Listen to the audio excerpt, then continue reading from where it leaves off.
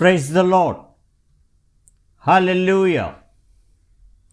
మహాకృపగల తండ్రి, ఈ వాక్యమును మీ యొక్క కృపతో నింపి మీ కుమారుడి యొక్క శ్రేష్టమైన రక్తపు చాటును మరుగుపరిచి మీ ఆత్మ యొక్క శక్తి చేతను అగ్ని చేతను ఈ వాక్యమును అభిషేకించండి.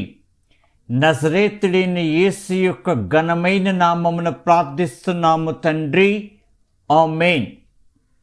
ఈరోజు నేను మీతో పంచుకోబోయే అంశం పాపము గురించి కొన్ని ప్రాముఖ్యమైన విషయములు.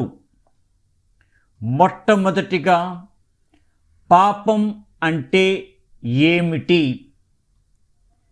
పాపము అంటే దేవుడు నిర్ణయించిన కొలతబద్దను మనం చేరుకోలేకపోవటమే పాపం. దీనికి గ్రీక్ భాషలో అర్థం హమర్షియా, HAMARTIA. హెబ్రీ భాషలో పాపము అనే దానికి అర్థం కాటా, KHATA.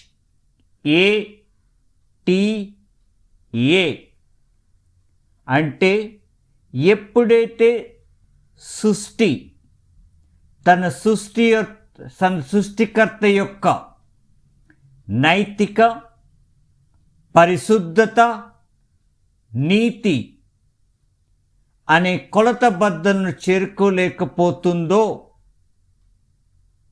జీవాధిపతి యొక్క వాక్యమును, జీవము గల యొక్క ఆజ్ఞను ధిక్కరించి జీవిస్తుందో, దానినే పరలోకం పాపముగా పరిగణిస్తుంది. దీనియే పాపమని అర్థం. రెండవది, ఈ పాపం ఎక్కడ మొదలైంది, ఎవరు దీనికి రూపకర్త అని మనం పరిశీలన చేస్తే, మనందరం అనుకునే విధముగా పాపం మొట్టమొదటిగా ఏదోని తోటలో ఆదాముతోటి ప్రారంభం కాలేదు. కానీ ఆత్మీయ పరిధిలో మొట్టమొదటిగా దేవుడి యొక్క అభిషేకించబడిన కేరుబైన లూసిఫర్, దేవుడి చేత అభిషేకించబడిన కేరుబైన లూసిఫర్ యొక్క అవిధేయతతో, తిరుగుబాటుతో ఈ పాపం మొట్టగా పరలోకపు పరిధిలో ప్రారంభమైనది. లూసిఫర్ దేవుని పట్ల, దేవుని యందు తిరుగుబాటు చేయుటకు గల ముఖ్య కారణం ప్రైడ్, అహంకారము లేక గర్వము.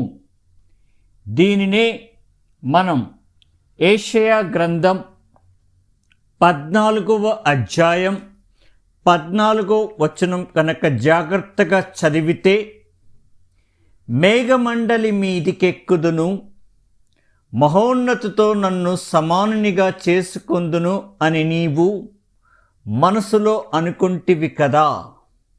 ఇక్కడ లూసిఫర్ యొక్క తలంపును గురించి ఈ వాక్యం చెబుతుంది.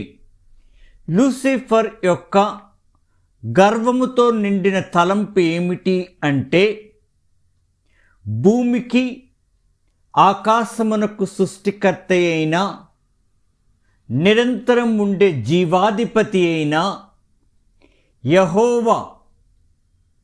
యెహోవా యొక్క స్థానాన్ని, యెహోవా యొక్క ఘనతని, యెహోవా యొక్క మహిమను లూసిఫర్ ఎప్పుడైతే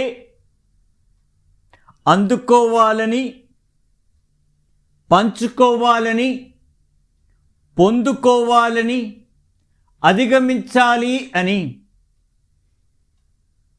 అది ఆశించిందో, గర్వంతో నిండి ఉందో, అప్పుడు దేవుని మీద మొట్టమొదటిసారిగా తిరుగుబాటు చేసి పాపమునకు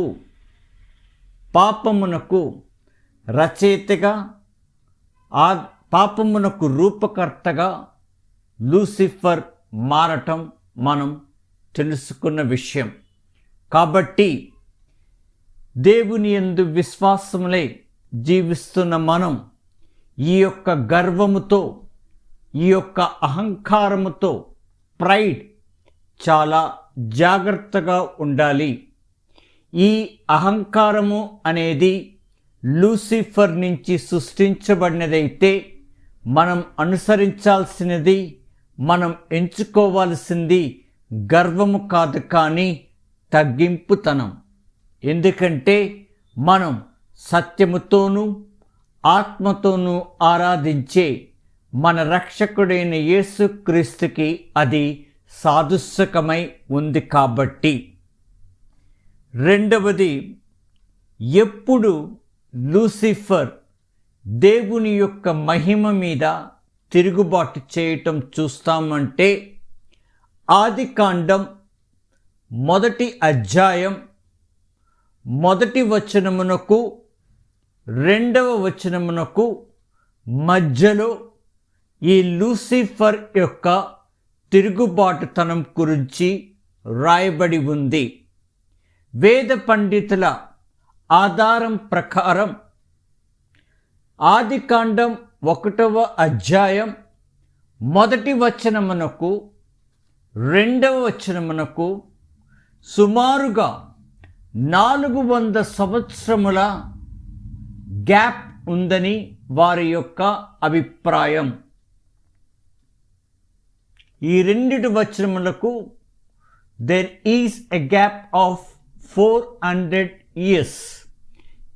ఇక్కడ లూసిఫర్ దేవుడి పట్ల తిరుగుబాటు చేయటం వల్ల, మొట్టమొదటిసారిగా పాపము చేయటం వల్ల, దానివల్ల లభించిన ఫలితమే మనం ఆదికాండం 1వ అధ్యాయములో 2వ వచనము చూసుకున్నప్పుడు, భూమి నిరాకారమై ఉంది, భూమి శూన్యమై ఉంది, భూమి మీద చీకటి అగాధము కమ్ముకొని ఉందని మనం చదవటం మనందరికీ తెలిసిన విషయమే. ప్రియమైన క్రైస్తవ విశ్వాస బిడ్డలారా, ఎప్పుడైతే మన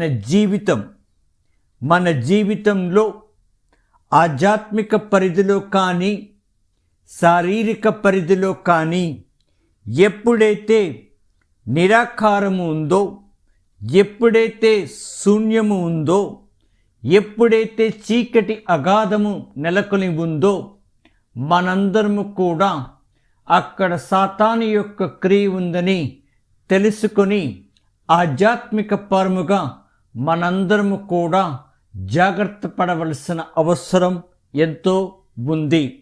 ఎందుకంటే నిరాకారము కానీ, శూన్యము కానీ, చీకటి కానీ ఏది కూడా మనం నిత్యమునకు సేవించే జీవాధిపతి అయిన యెహోవా నుంచి వచ్చేవి కావు.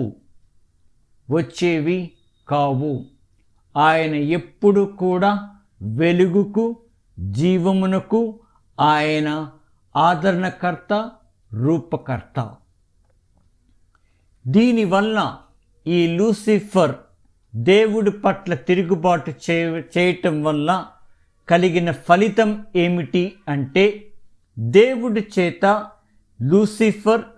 లూసిఫర్కి సహకరించిన అనేక దేవదూతలను, పడిపోయిన దేవదూతలను దేవుడు లూసిఫర్ యొక్క మహిమ యొక్క స్థానము నుంచి తొలగించి పరలోక పరిధి నుంచి భూలోకములోకి నెట్టివేయటం జరుగుతుంది. భూమికి పడిపోయిన ఆ లూసిఫర్ ఈ లోకము యొక్క దేవుడై ఉండటం మనందరికీ తెలిసిన విషయం. ఈ యొక్క దానికి వాక్య ఆధారం 2 కొరింథీయుల పత్రిక 4వ అధ్యాయం 4వ వచనంలో కనుక మనకు చూస్తే అక్కడ రాయబడిన వార్త, పరలోకము నుండి పాపము చేయుట వలన దేవుడి చేత భూలోకమునకు నెట్టబడిన లూసిఫర్ ఈ యుగ సంబంధమైన దేవత అని రాయబడి ఉంది. కాకపోతే మనం ఇంగ్లీష్ బైబిల్లో కనుక చూస్తే అక్కడ రాయబడిన అంశం, he is the God of this world, అంటే లోక సంబంధమైన, శరీర సంబంధమైన, సహజ సంబంధమైన ఈ యొక్క యుగములోకి లూసిఫరే దేవుడు అని అర్థం. ఇక 3వ విషయానికి వస్తే, ఇది పరలోక పరిధిలో పాపం ఎలా మొదలైందని చూస్తే, మరి లోక పరిధిలో, సహజ పరిధిలో పాపం ఎక్కడ మొదలైందని చూస్తే మనందరికీ తెలిసిన ఏదెను తోటలో మనందరికీ తెలుసు. ఆదికాండం 2వ అధ్యాయం 17వ వచనములో దేవుడు ఆదాముకి ఒక ఆజ్ఞ ఇవ్వటం మనందరికీ తెలిసిన విషయమే. మంచి చెడుల జ్ఞానం ఇచ్చు వృక్షం యొక్క ఫలములను తినరాదని.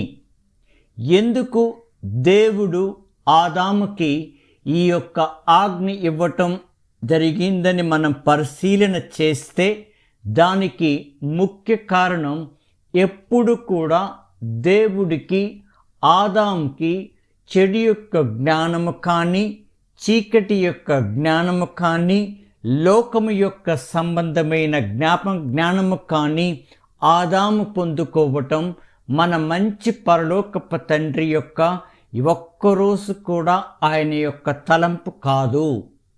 ఎప్పుడు కూడా ఆదాం వెలుగు యొక్క జ్ఞానంని, తన యొక్క జ్ఞానమును, జీవముగం పట్ల జ్ఞానమును కలిగి ఉండటమే, ఆత్మగా దేవుడితో సత్సంబంధం కలిగి జీవించుటయే దేవుని యొక్క, యెహోవా యొక్క తలంపై ఉన్నది.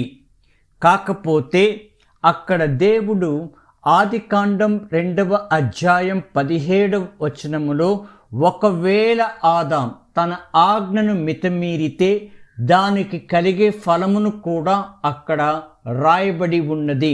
నిశ్చయముగా నువ్వు చచ్చదవని ఆయనకు ఆజ్ఞాపించెను. ఇక్కడ మరణము అని రాయబడిన దానికి అర్థము ఆత్మీయ మరణం. ఆత్మీయ మరణం, శారీరక మరణం కాదు, ఆత్మీయ మరణం.